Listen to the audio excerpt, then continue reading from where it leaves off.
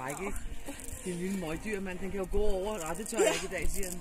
Det var min far, jeg faldt af først, men så da jeg kom af, jeg tænkte, han hopper jo alligevel, men det gjorde han så ikke, da jeg ikke fulgte med. Nej. Mand, fræk. Det er tykke der, mand. Det var lykkelig for at komme til hopgymnastik. Ej, Sofie. Er du sindssygt, mand. Ja. Du har kævet allerede. Jeg tror altså, du skal ind på skadestuen med den der. Ærligt talt. Du skulle lige have noget is på først og fremmest. Ja. Og så hæve den op, ja.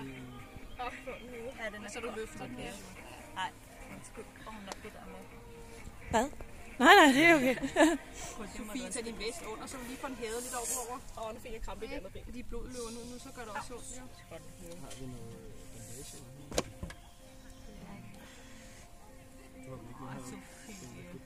Hvad med noget koldt? En spand med Jamen, koldt vand? det kommer med I gang med at finde noget is nu. Læg den op af. Prøv at se her. Er det din vest? Ja.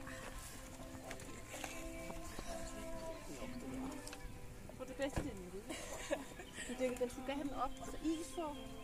De finder noget is nu. Ej, nu rister. Hold da kæft. Det var ikke blevet så slemt, hvis ikke jeg havde valgt at flyde med den.